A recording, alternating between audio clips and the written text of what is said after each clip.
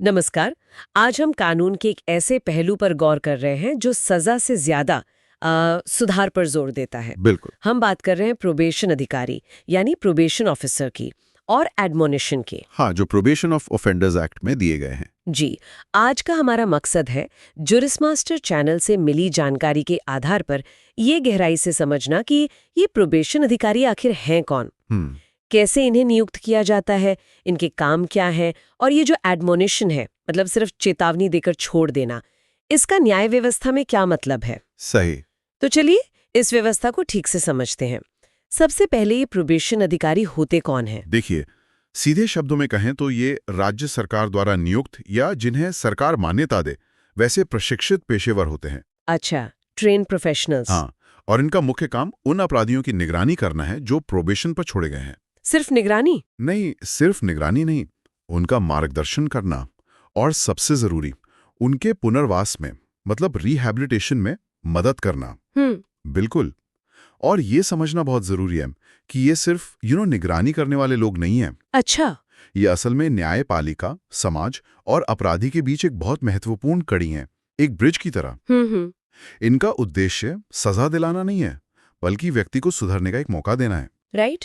उसे समाज में वापस एक सम्मानजनक जगह बनाने में मदद करना है। ये हमारे न्याय के सुधारवादी दृष्टिकोण का एक कह सकते हैं ठोस उदाहरण है। ये वाकई एक बहुत अहम भूमिका लगती है। तो सवाल ये उठा है कि इतने महत्वपूर्ण काम के लिए इन अधिकारियों को चुना कैसे जाता है? क्या कोई तय प्रक्रिया है इसकी? हाँ, बिल्कुल। अपराधकर्ता सुधार अधिनियम की धारा 13 में इसका जिक्र साफ तौर पे मिलता है। अच्छा, धारा 13 क्या कहती है ये? हाँ, धारा 13 तीन मुख्य तरीके बताती है।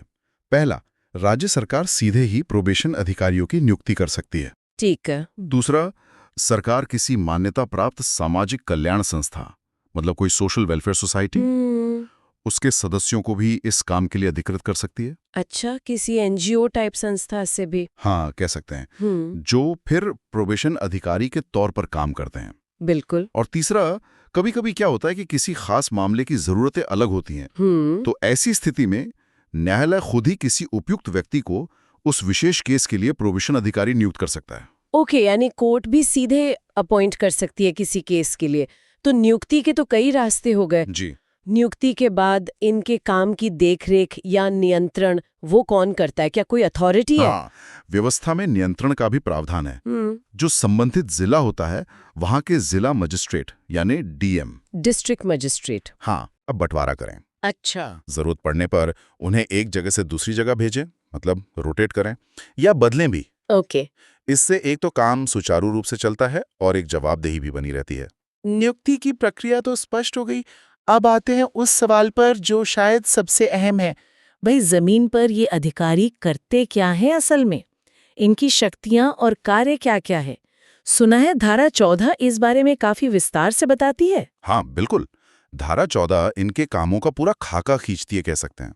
इसे हम कुछ मुख्य हिस्सों में बांटकर समझ सकते हैं। ठीक है। पहला और शायद सबसे बुनियादी काम है जांच और रिपोर्टिंग, मतलब इंक्वायरी एंड रिपोर्टिंग। जांच और रिपोर्टिंग? हाँ, जब भी अदालत किसी अपराधी को सजा देने की बजाय प्रोबेशन पर छोड़ने पर विचार करती है ना, तो अक्सर प्रोबेशन अधिकारी से एक रिपोर्ट मांगती है। अच्छा, पर्सनल विजिट। हाँ, बिल्कुल। उसकी सामाजिक पृष्ठभूमि क्या है, आर्थिक हालात कैसे हैं, उसका चरित्र कैसा है और किन परिस्थितियों में उसने अपराध किया, ये सब समझना। इस सारी जांच पड़ताल के आधार पर वो एक डिटेल्ड रिपोर्ट तैयार करके अदालत को देता है। तो एक तरह से ये अदालत की आंखें और कान बन जाते हैं जमीनी हकीकत जानने के लिए, कह सकते हैं। ताकि फैसला सिर्फ कानूनी धाराओं पर नहीं बल्कि इंसान और उसकी परिस्थितियों को समझकर लिया जा सके। अच्छा, इसके बाद उनका दूसरा बड़ा काम क्या है? दूसरा महत्वपूर्ण काम है पर्यवेक्षण और पुनर्वास, मतलब सुपरविजन एंड रिहैबिलिटेशन। ठीक है। जिन अपराधियों को अदालत प्रोबेशन पर रिहा करके अधिकारी की निगरानी में रखती है, उन पर नजर रखना इनका काम है। निगरानी रखना, लेकिन ये सिर्फ देखना भर नहीं है। इसमें अपराधी को सही रास्ता दिखाना, उसे लगातार परामर्श देना मतलब काउंसलिंग करना, अच्छा। उसकी सोच और व्यवहार में सकारात्मक बदलाव लाने की कोशिश करना शामिल है। साथ ही अगर जरूरत हो तो उसे कोई हुनर सीखने या रोजगार ढूंढने में मदद करना भी इनके काम का हिस्सा है। अच्छा, जॉब ढूंढने में भी मदद? हाँ, बिल्कुल। लक्ष्य साफ है, व्यक्ति दोबारा अपराध की दुनिया में ना लौटे और समाज का एक उपयोगी सदस्य बन सके। जांच हो गई, निगरानी और मदद भी हो गई, तीसरा पहलू क्या है इनके काम का? तीसरा पहलू है सलाह और सहायता, मतलब एडवाइजरी एंड असिस्टेंस। किस तरह की सलाह? खासकर अदालती आदेशों के पालन में। मान लीजिए अदालत ने अपराधी को आदेश दिया कि वो पीड़ित को मुआवजा दे, ठीक। तो प्रोबेशन अधिकारी का काम है अपराधी को इस आदेश का पालन करने के लिए समझाना, सलाह देना और अगर जरूरी हो तो मदद भी मुहैया कराना। ओके। इसी तरह प्रोबेशन से जुड़ी अदालत की जो अन्य शर्तें या आदेश हैं, उनका पालन सुनिश्चित करवाना भी इनकी ही जिम्मेदारी है। अच्छा। ये सुनिश्चित करते हैं कि अदालत के आदेश सिर्फ कागज पर ना रह जाएं, उनका अमल हो। यानी जांच, निगरानी, मदद और आदेशों का पालन करवाना काफी कुछ है। और धारा 4 के तहत जो रिहा होते हैं उनके लिए भी इनकी कोई खास भूमिका है? बिल्कुल। अधिनियम की धारा 4 उन स्थितियों से संबंधित है जहां अदालत अपराधी को उसके अच्छे चाल चलन के वादे पर बिना तुरंत सजा सुनाए प्रोबेशन पर रिहा कर सकती है। अच्छा। ऐसे मामलों में प्रोबेशन अधिकारी का मार्गदर्शन, मतलब गाइडेंस, और भी अहम हो जाता है। कैसे? वो इन रिहा हुए व्यक्तियों को लगातार सलाह मशवरा देते हैं, काउंसलिंग करते हैं, उन्हें समाज के नियमों के साथ फिर से तालमेल बिठाने में, जिसे सोशल एडजस्टमेंट कहते हैं, उसमें मदद करते हैं। ताकि वो वापस नॉर्मल लाइफ जी सकें। हाँ, ताकि वो एक जिम्मेदार नागरिक का जीवन जी सकें। इसके अलावा अदालत या कानून द्वारा सौंपे गए अन्य कर्तव्य भी ये निभाते हैं। और ये रिपोर्ट किसको करते हैं? ये सीधे जिला मजिस्ट्रेट के नियंत्रण में काम करते हैं। ये तो वाकई बहुत व्यापक और संवेदनशील जिम्मेदारियां हैं। क्या इतने महत्वपूर्ण काम को करने के लिए उन्हें कोई कानूनी हैसियत या संरक्षण भी मिलता है? मतलब कोई लीगल स्टेटस? हाँ, ये बहुत महत्वपूर्ण सवाल है और कानून ने इस भूमिका को काफी गंभीरता दी है। अच्छा। प्रोबेशन ऑफ ऑफेंडर्स एक्ट की धारा 15 और भारतीय दंड संहिता यानी आईपीसी की धारा 21, ये दोनों मिलकर प्रोबेशन अधिकारी को लोक सेवक यानी पब्लिक सर्वेंट का दर्जा देते हैं। पब्लिक सर्वेंट, इसका क्या मतलब हुआ? इसका सीधा मतलब है कि उन्हें अपने आधिकारिक कर्तव्यों का निर्वहन करते हुए कानूनी सुरक्षा प्राप्त है। ओके। साथ ही ये दर्जा उन्हें कानून के प्रति जवाबदेह भी बनाता है। ये उनके काम को अधिकार और वैधता, मतलब अथॉरिटी और लेजिटिमेसी, दोनों प्रदान करता है। आपने शुरू में जांच और रिपोर्टिंग का जिक्र किया था। ये जो रिपोर्ट ये बनाते हैं, व्यावहारिक रूप से अदालतें इसे कितना वजन देती हैं? क्या ये महज एक फॉर्मेलिटी में है या इसका सच में कोई असर होता है फैसले पर? नहीं, ये महज खाना पूर्ति बिल्कुल नहीं है। इसकी अहमियत को तो सुप्रीम कोर्ट ने भी रेखांकित किया है। एक केस था म्युनिसिपल कॉर्पोरेशन ऑफ दिल्ली बनाम स्टेट एनसीटी दिल्ली। अच्छा, हाँ, ये केस तो काफी चर्चित रहा है। सुप्रीम कोर्ट का क्या कहना था इस बारे में? उस मामले में सुप्रीम कोर्ट ने साफ कहा कि किसी अपराधी को प्रोबेशन का लाभ देने का फैसला करने से पहले प्रोबेशन अधिकारी की रिपोर्ट पर विचार करना अनिवार्य है। अनिवार्य है, मैंडेटरी। हाँ, अनिवार्य। अदालत उस रिपोर्ट में लिखी हर बात को मानने के लिए बाध्य नहीं है, मतलब बाइंडिंग नहीं है। अंतिम फैसला तो अदालत का ही होगा। ठीक है। लेकिन फैसला लेने की प्रक्रिया में उस रिपोर्ट को मंगाना और उस पर गौर करना जरूरी है। सुप्रीम कोर्ट ने यहां तक कहा कि रिपोर्ट पर विचार किए बिना प्रोबेशन का आदेश देना प्रक्रियात्मक रूप से सही नहीं होगा। अच्छा। तो ये फैसला दिखाता है कि अदालतें प्रोबेशन अधिकारी की जमीनी जांच और उनके आकलन को कितना महत्वपूर्ण मानती हैं। ये एक तरह से कह सकते हैं अदालत के विवेक और जमीनी हकीकत के बीच संतुलन साधने की कोशिश है। तो अगर हम पूरी तस्वीर देखें तो ये प्रोबेशन अधिकारी सिर्फ निगरानी रखने वाले से कहीं ज्यादा हैं। बिल्कुल। वे सुधारक हैं, मार्गदर्शक हैं और अदालत को अहम जानकारी देने वाले सूत्रधार भी। और अगर मान लीजिए कोई अधिकारी अपने काम में प्रभावी नहीं है, तो क्या व्यवस्था में उसे बदलने का भी विकल्प है? हाँ, बिल्कुल है। अगर अदालत को या जिला मजिस्ट्रेट को लगता है कि कोई प्रोबेशन अधिकारी अपना काम ठीक से नहीं कर पा रहा है या अप्रभावी साबित हो रहा है, तो उसे बदलने का प्रावधान है। ठीक है। ये अधिकारी प्रोबेशन पर छोड़े गए व्यक्ति की प्रगति पर लगातार नजर रखते हैं और समय समय पर इसकी रिपोर्ट भी देते हैं। इसका मकसद यही सुनिश्चित करना है कि सुधार की प्रक्रिया सही दिशा में जा रही है और व्यक्ति के दोबारा अपराध करने का खतरा कम हो रहा है। ये व्यवस्था सुनने में तो काफी अच्छी लगती है, काफी प्रोग्रेसिव लगती है, लेकिन क्या इसकी कुछ सीमाएं या चुनौतियां भी हैं? मतलब कुछ लिमिटेशंस? हाँ, कुछ व्यावहारिक सीमाएं और कानूनी पहलू हैं जिन्हें जानना जरूरी है। पहली बात तो यही है, जैसा हमने अभी चर्चा की, कि आमतौर पर प्रोबेशन अधिकारी की रिपोर्ट पर विचार किए बिना अदालत प्रोबेशन का लाभ नहीं देती। हाँ, ये तो स्पष्ट है। दूसरी महत्वपूर्ण सीमा समय से जुड़ी है। एक बार जब अदालत किसी मामले में अपना अंतिम फैसला यानी जजमेंट सुना देती है, मतलब सजा तय कर देती है, उसके बाद अपराधी धारा 4 के तहत प्रोबेशन का लाभ लेने के लिए अर्जी नहीं दे सकता। ओह अच्छा, यानी प्रोबेशन की मांग सही समय पर फैसला आने से पहले ही करनी होगी। बिल्कुल। इस पॉइंट को सुनील कुमार बनाम स्टेट ऑफ हरियाणा के मामले में और स्पष्ट किया गया था। अच्छा, उस केस में क्या कहा गया? अदालत ने कहा कि प्रोबेशन के लिए आवेदन केवल मुकदमे के दौरान यानी ट्रायल के दौरान ही किया जा सकता है। सिर्फ ट्रायल के दौरान? हाँ, सजा सुनाए जाने के बाद अपील के स्तर पर या उसके बाद प्रोबेशन की मांग स्वीकार्य नहीं है। तो समय पर आवेदन करना एक बहुत महत्वपूर्ण पहलू है। ये तो हुई प्रोबेशन और प्रोबेशन अधिकारी की बात। अब जरा एडमोनिशन पर आते हैं।